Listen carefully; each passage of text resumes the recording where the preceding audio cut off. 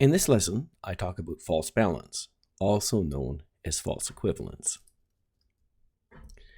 This is the first bargaining stage tactic in climate negotiation that we will cover, and I plan to spend a bit more time on this one just so that we create the groundwork for the few that follow, the five that follow this. And the first thing I want to say is that bargaining is a good thing. It means that in our climate negotiation, we're making progress, but we're not quite at acceptance yet. However, at this point, negotiation is underway. We are actually having some meaningful discussions potentially. And the cautionary note here is that we have to be careful, because if we don't handle it with some tact, if we don't handle it with some care, we can drive people back to denial, anger, and depression pretty quickly. So to do that, we have to negotiate fairly.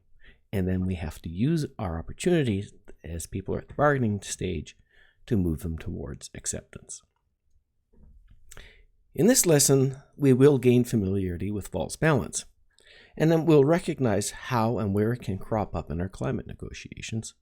And finally, we'll develop an understanding of what to do about it. So what is false balance? False balance is the belief that there are two equal sides to every issue. Both sides are valid, and they have to be given equal time in the discussion. Now, that may actually be true when the issue at hand is a matter of opinion, but it's not always the case. And as climate negotiators, we need to understand the difference. And most importantly, in climate argument, we are often told to give opinion the same weight as scientific evidence, and that's just flat out wrong. But it stems from a concept that in journalism, and that is that good journalists have to offer balanced reporting. That's their job.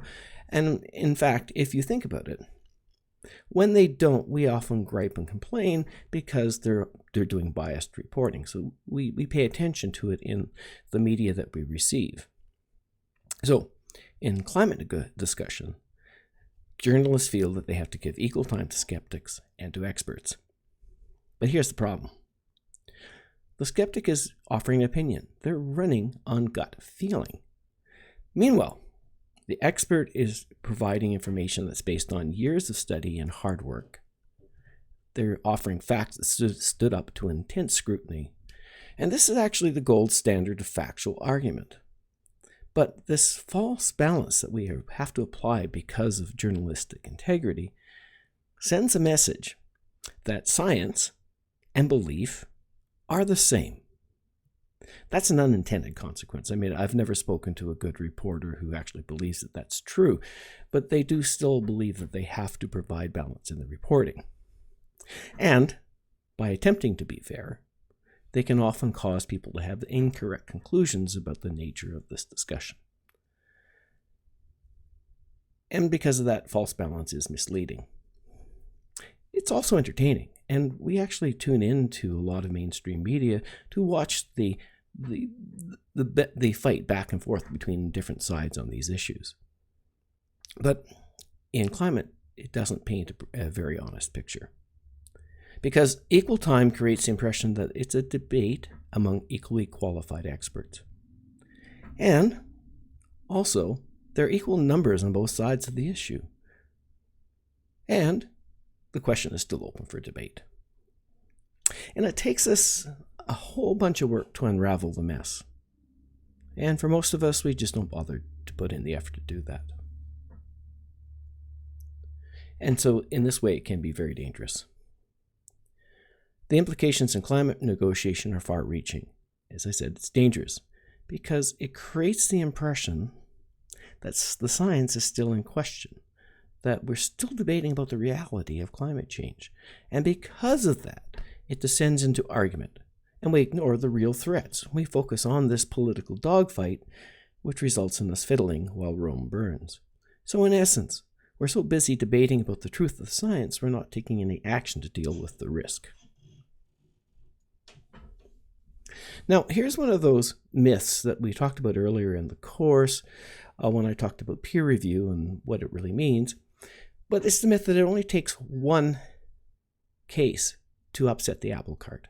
It's the most common argument to support false balance. It's the argument that it only takes one discovery to upset everything. And indeed, in science, this has happened. But when it has happened, they offered real proof. Then the scientific community studied the data, and ultimately they accepted the discovery. That is the pure definition of peer review. So I'm going to look now at two different examples. One that shows where this upsetting the apple cart was true, it was real, it happened, and I'll contrast that with anthropogenic climate change arguments.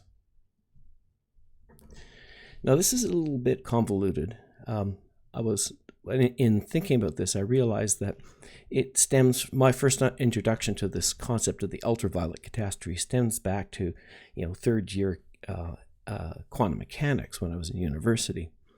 And it's probably one of the few things from that course I actually remember. But I knew enough of the math and the science to get through the course and pass it. But this is what I took away. And this is a concept, as I said, it's called the ultraviolet catastrophe. And it starts from a firmly held opinion in the scientific community in the late 1800s. And that is, everything we need to know about physics is already known. It was solved by Newton. He gave us Newtonian mechanics, and he gave us calculus. And with that, we can solve everything. Now, Lord Rayleigh came along, and he was really interested in how black bodies emit energy. So a black body is basically what it says. It's a cube or a ball that's absolutely black. It doesn't emit any light until it's heated. And what he discovered is that black bodies don't emit an infinite amount of light above 1500 Kelvin. Now that's kind of esoteric, but if you think about this, this is what this line here, this black line, is what classical theory, that is Newtonian mechanics, would have predicted about the ultraviolet light of a black body above 5000 Kelvin. But in fact, what it did was this. So instead of going on infinitely, it reached a peak and declined to zero. And this all occurred in the ultraviolet portion of the spectrum. And what we found is that Newtonian mechanics couldn't explain it. Well, then Max Planck came along, and he decided that if we treat light like it's discrete packages, not a wave, then we can make the math work. Now, Max Planck actually didn't believe what he was seeing in physical terms, but he was more worried about creating an ad hoc adjustment to show that the math and the observations agreed. And then along came Einstein, and he confirmed that Planck's math was actually right, and it works when you consider that light to be both a wave and a particle. And he named those packets of light quanta. Hence, its introduction in my course of quantum mechanics back in the 70s, discussion of the way quanta behave. And so we have quantum mechanics, it's born. And out of that, we have LED light, nuclear physics, we have lasers, we have computers, we have a bunch of the things that we rely on in our modern day life. So let's think about this. Rayleigh makes an upsetting observation. He sees that Newtonian mechanics is not working. Planck says, okay, I'm seeing it too, but the math doesn't explain it. So let's put in a fudge factor to make the math agree with what we're seeing. And then finally, Einstein comes along and he explains it all. Now, in all of this, the observations that Rayleigh made were tested by other scientists. And it stood up to rigorous review. They kept reproducing the work. So even though they didn't want to believe it, they kept seeing it and they kept confirming, yeah, indeed, that's what we're seeing.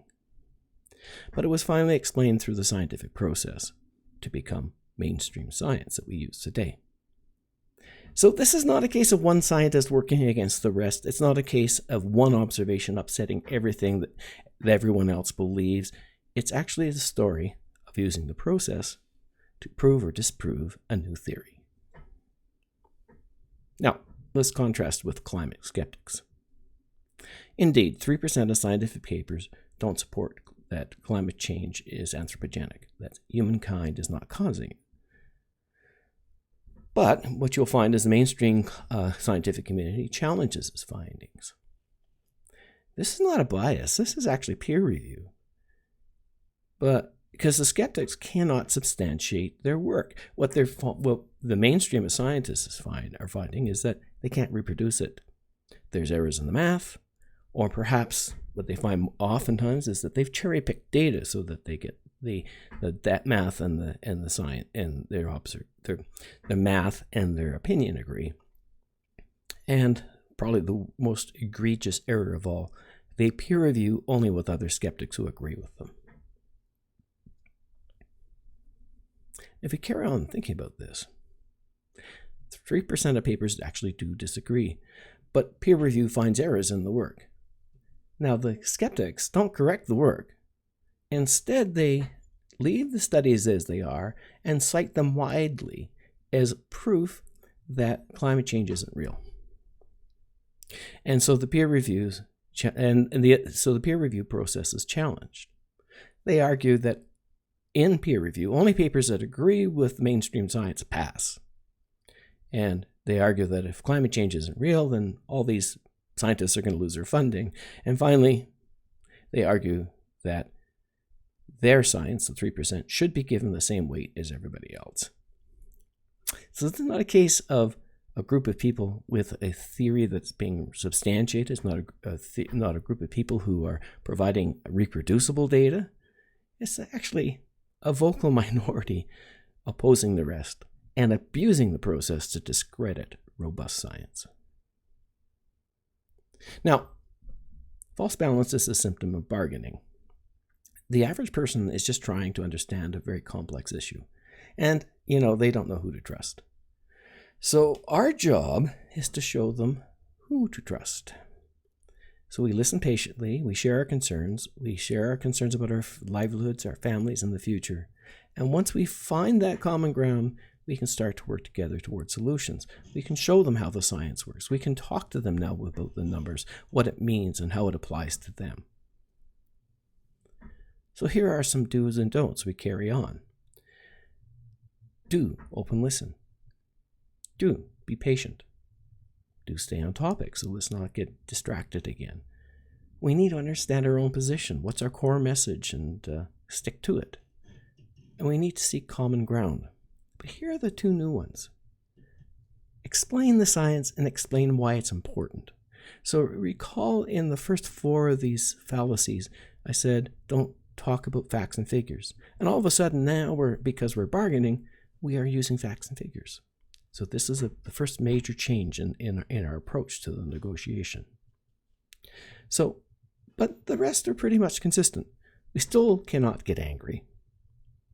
And we cannot yield to the temptation to explain the flaws of false balance. So this is not the time to go into, you've heard of the ultraviolet catastrophe or why the 3% are wrong and all the rest of that. That's just not the time for that. Just go back and restate your original core message.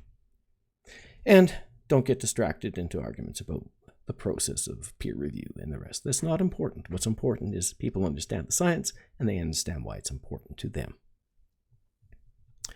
And we go back to our fallacies we consider.